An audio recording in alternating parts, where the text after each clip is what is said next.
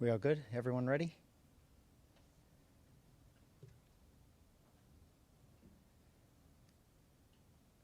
Good afternoon. Thank you all for coming here today. I am Chad Bianco. I'm the Sheriff of Riverside County, and we are obviously here to talk about an incident that occurred yesterday at the rally that former President Trump had in Coachella.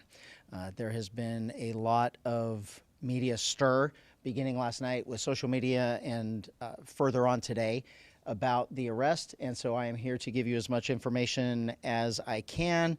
I will answer all of the questions that you have. Keep in mind that the information that I'm going to give you may not be all of the information that I have, but because of what we're doing and because of the investigation that will obviously continue concerning this, there are some things that I cannot give you or that I will not give you, but I will do everything I can to answer your questions. So to begin with, yesterday afternoon, before former President Trump arrived to the rally, we made contact with an individual on the inner perimeter of our operation at the rally. As you can imagine, this was a very large event. In regard to previous attempts on the former president's life, this was not something that we were taking lightly. We had a very detailed plan in place on how we were going to keep not only the former president safe, but all of the participants or the attendees of the rally safe. So in general terms, I will tell you that we had a larger outside perimeter and then an inside perimeter that was completely controlled by us, by Riverside County Sheriff's deputies, and both of them served different purposes. We did not keep residents from their homes. We did not keep people that were traveling through the area from going through if they had a legitimate reason to go through. So the outside perimeter was basically to allow people in that we thought belonged there. The inside perimeter was to make sure and to make sure people were proceeding in the right direction. The way it worked yesterday is only people that were allowed inside the perimeter, the outside perimeter, in a vehicle was if you lived there or if you had documentation that said you were going to this rally in the form of an email with VIP credentials or press credentials. Those vehicles were allowed in. There were no other vehicles allowed. So that outside perimeter I will give you his name. The name that we have, and I'm going to put an asterisk by it as I explain this later, but we have his name as Vem, V-E-M, Miller, M-I-L-L-E-R, and his birth date is 10/26 of 1974. And the reason why I gave it to you like that is I will explain later. He approached the outside perimeter, gave all indications that he belonged there, that he was a participant that was allowed to get into VIP and to and a press corps, and so he was allowed through that outer perimeter. As he got to the inside perimeter, where deputies were conducting obviously a more thorough evaluation of the vehicles that were coming in, there were many irregularities that popped up. The deputy noticed that the interior of the vehicle was in quite disarray. The vehicle had an obviously fake license plate, and that prompted further investigation from our deputy into why the person was there and what he was doing.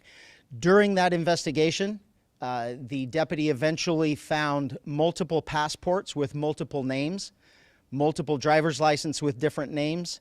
The vehicle was unregistered, and the license plate was what we in law enforcement would recognize as one that is homemade and indicative of a group of individuals that claim to be sovereign citizens, and assuming the deputy assumes that he was part of that identifying group.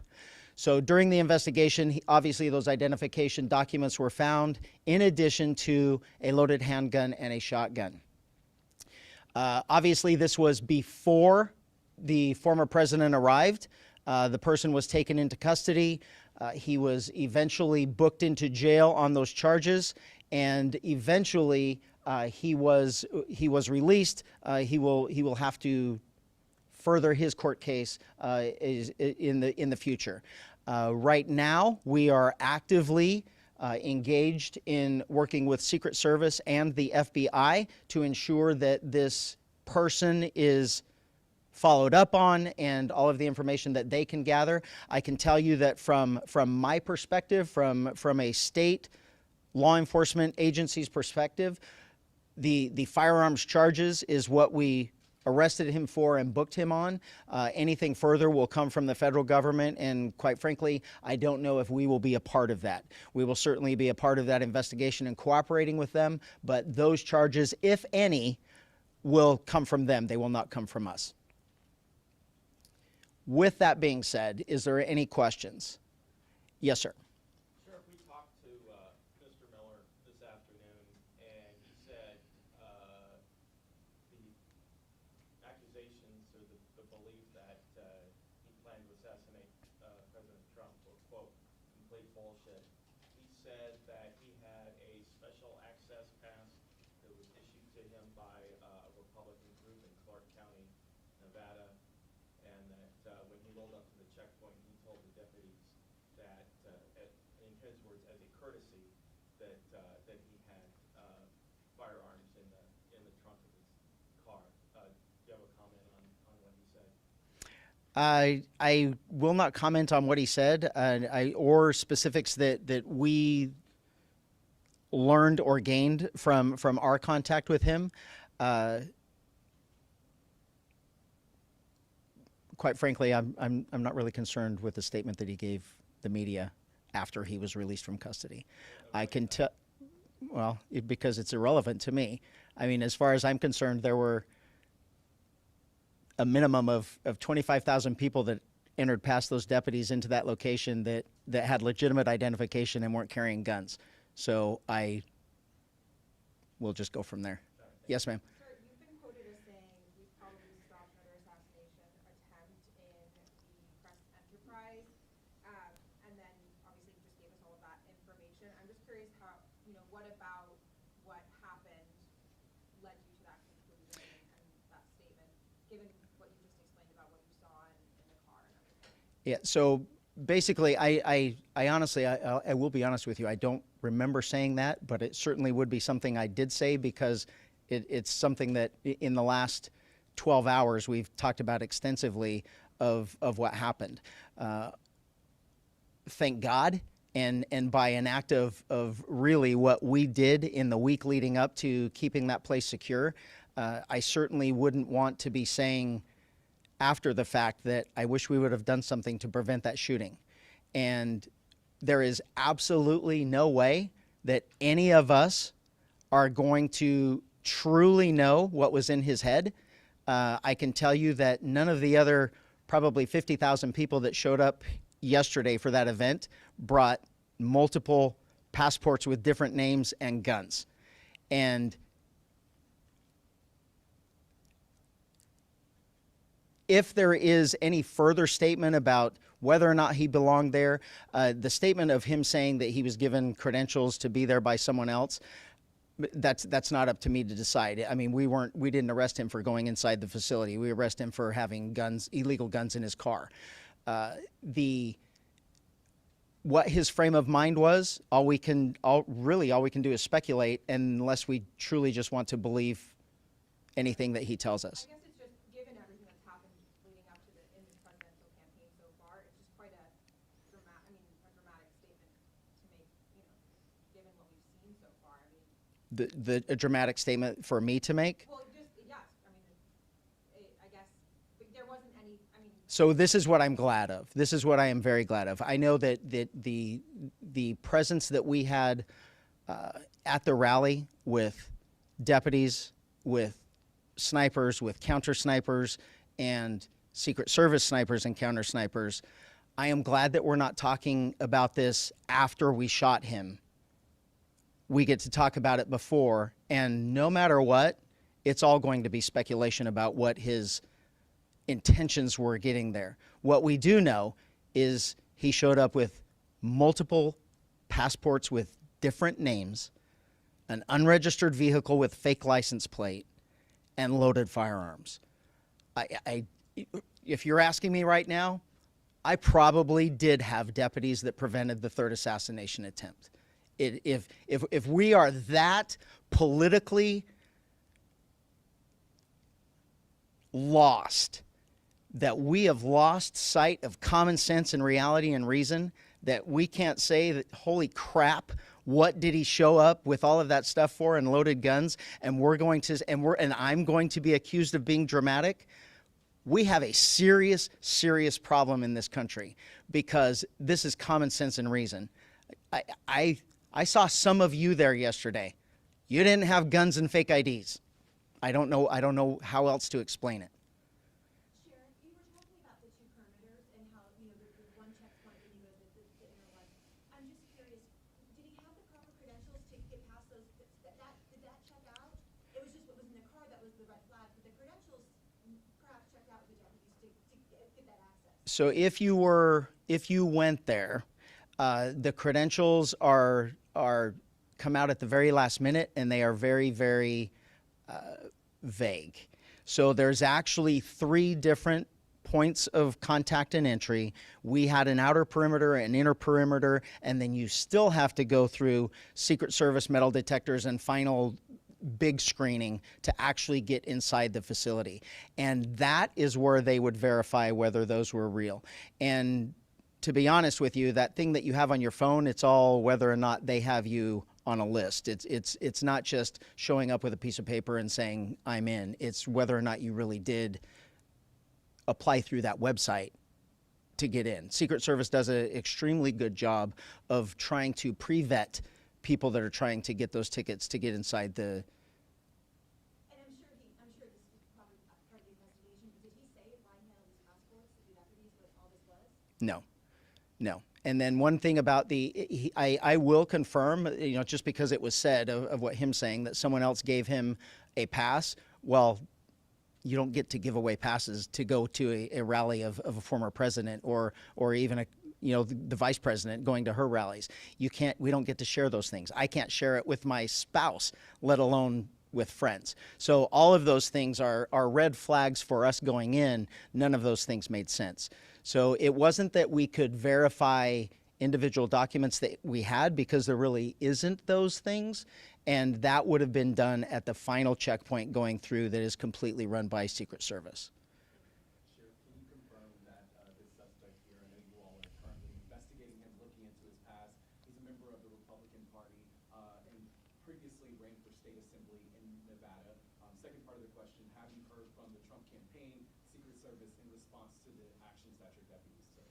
I'll take the last one first. It was we certainly are still in contact with Secret Service and the FBI, because this is obviously something that occurred that we'll be continuing to go till we get to the bottom of it, until there's a resolution to the entire thing.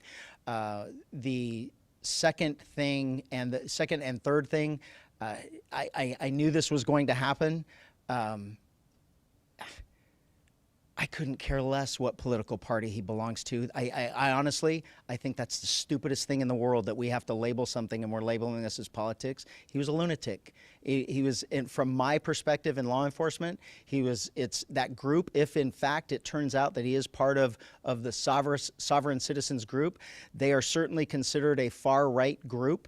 I wouldn't, in my own personal belief, I wouldn't say it's a militant group. It's just a group that doesn't believe in government and government control. They don't believe that the government and laws apply to them. So I think it's fringe one way or the other. I couldn't care less. It's people trying to do harm, and thank God we prevented it.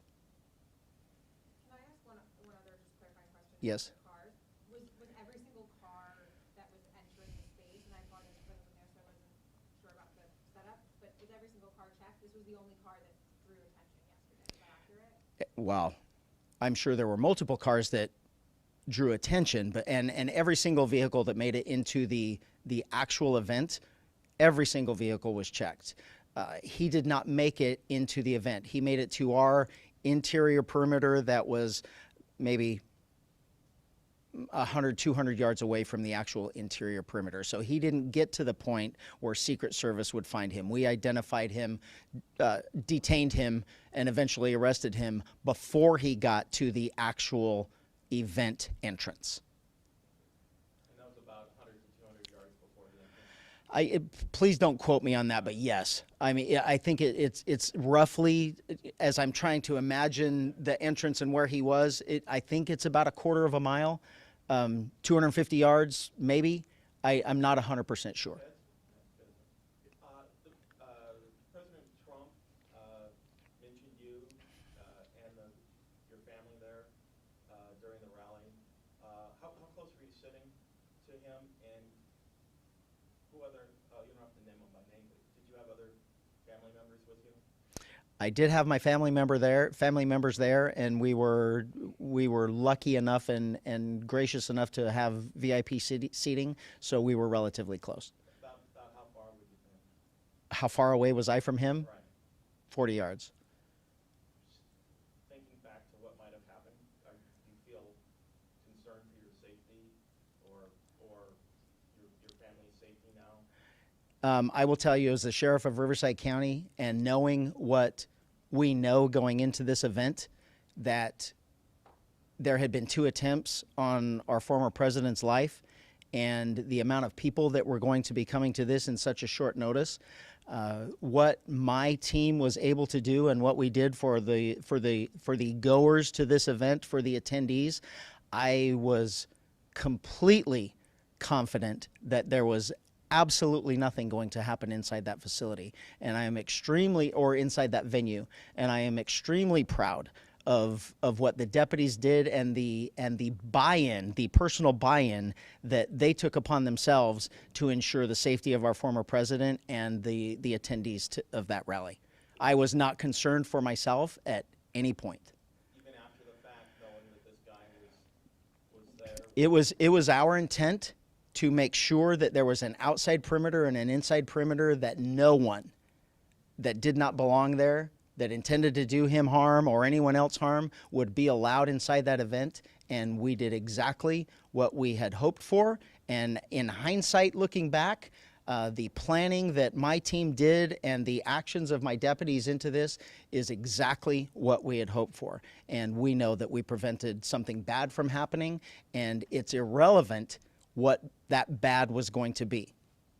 Were there any adjustments to security after the discovery was made, especially with so many people leaving this large-scale event and the traffic backups and everything? Did you guys readjust what you were doing in terms of security?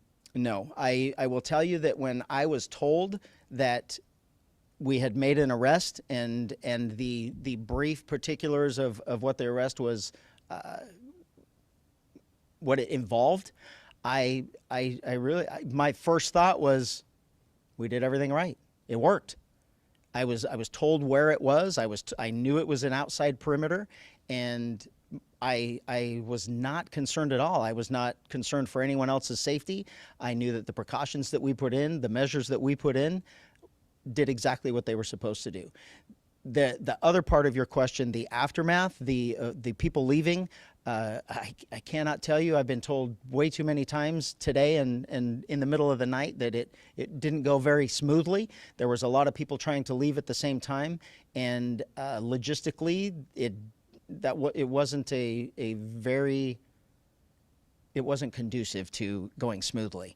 And as far as we know, there were no injuries, there were no incidents, there was no neighbors called to complain or anything like that. And as far as I know, everyone made it home safely. So 2 different questions there, or parts to it, but we did not do anything different. I will say, I take that back. We did. There were a lot of people that have complained or that have said or wondered why there are deputies in riot gear.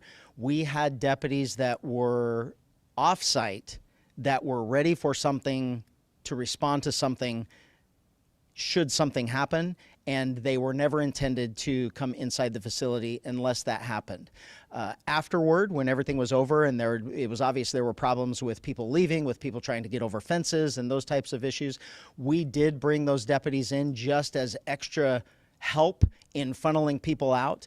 There was never any, the only odd part about that was they were prepared all day in their riot gear, if you want to call it that, and that's how they showed up. It was, I mean, we got them there as quick as they could. There was never any. We certainly didn't treat it like a riot situation. It wasn't. Everyone was very orderly in their efforts to leave, and we just ensured that no one got hurt or everyone stayed out of the street, stay on the sides, and everything was orderly. But other than that, everything was fine. And as we went throughout the day yesterday, we didn't change anything. Sheriff, can I ask you a question? How many guns were found? How much ammunition was found? What charges were filed? When is the arraignment? Anything else related to it? There were 2 guns and multiple boxes of ammunition for both. There was a handgun and a shotgun. And he was cited for the gun. They were unregistered firearms. So he was cited for the unregistered loaded firearms in a vehicle. And he was, those are state crimes, and he was released on those crimes. He was booked into jail and released with a promise to appear at a future date in court. And I'm sorry, I don't know what that date is. I'm sure on our Jim's information, it will show when his next court date is. You said you showed a fake press pass, that you found to be fake and everything. What affiliation did that press pass have, and how did you know it was fake? Semantically, I can't comment on whether or not there is an actual physical fake pass. He claimed to be a journalist, and he claimed to have VIP status at the event that got him into the perimeter. And then when that investigation was continued by the deputy, that didn't necessarily materialize. So other than his words of saying he was a journalist and that he was there as a media, I can't tell you that that he gave us a document that said I'm the media, and we said that was fake. Were you able to verify that Instagram account that I mentioned to you that's his? As of yet, I have not. I know they're working on it, and someone may have tried to tell me, but I didn't bring my phone, and that's how they would have notified me.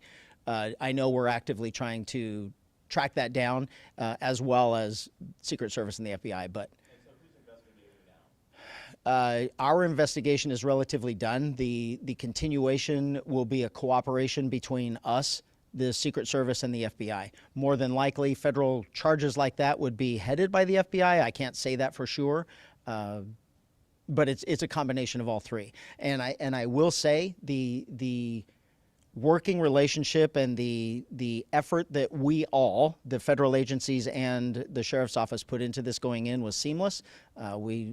The communication is great. I have no complaints, and it's certainly, by me telling you it's someone else's investigation, that's just the nature of a federal crime. If they are ever able to prove that it was assassination attempt, and I'm not saying they're going to be able to, but anything like that would be federal. The state crimes are the weapons charges that we arrested him for. Someone posted on social media that both you and he were apparently coincidentally at a premiere of a movie, Line in the Sand, a title like that. You don't know this guy, do you? You've never met him or anything. No, I do not. I have absolutely no idea. When you originally stated his name, you said it was Vanasco. So yes, and maybe I just didn't emphasize that enough at the end. So the name that he has given us is Vem Miller. That's what he was booked under. But he had multiple passports and IDs with different names. And then also you stated at their event there was 25,000 people, and the lady you said 50,000. Do we have a better count of how many? We don't have a total yet. There are two different numbers, though, because of the amount of people that were actually made it inside the venue. And then the way it works is once the former president takes the stage, nothing else moves. So if you weren't in by then, you did not get in. And we do know that there were plenty of pre-screenings that had happened at parking lots before, and we know that there were multiple thousands of people that did not get in based on timing. So we have an idea of how many people were inside and outside, and we don't have an exact number. But that's the reason why I would have said two different things. You talked about this group, Sovereign citizens. I don't know any in a law enforcement world. That's what we call them. That's what they call themselves, sovereign citizens, and it's just a political belief, if you will, that that government rules and laws and everything else that goes along with it doesn't apply to them. So this is an organized group, and this group, they have a lot of members here in Riverside County? I won't say they have a lot. Law enforcement across the country, we train on how to deal with them just because of the verbiage that they use when they interact with us. They believe that they're not necessarily toward us violent or confrontational, but it's obvious they don't ever want to answer our questions. They don't believe they need driver's licenses. They don't believe, and this vehicle goes along with it. They don't register their vehicles. This was an unregistered car that we had to go through VIN number and manufacturer process to verify that it was a legitimate car. It actually did belong to him. It's just, we know it was sold to him. It just was not ever registered. Have they shown a propensity for violence? Sometimes they do, but I can't say as an organization as a whole, but obviously, like a lot of different groups, bad apples give a group a bad name, and there certainly are people that are, but I'm not going to say that that group as a whole is a violent group. I do understand what you said earlier about you don't know what this was or what it might have been, but when you see a vehicle with 2 guns, boxes of ammunition, different license plates and passports, and somebody claims to be with this group that you've described as being right-wing, first thing that goes through your mind is what? I need to thank that deputy for doing his job. That was the first thing that went through my mind. And it was like I probably said to somebody or around somebody that's been either printed or reprinted in social media, that I truly do believe that we prevented another assassination attempt. And it was solely by our effort of keeping those type of people out. It's also said that he had a high-capacity magazine that he used for the shotgun as a street sweeper, or for the pistol.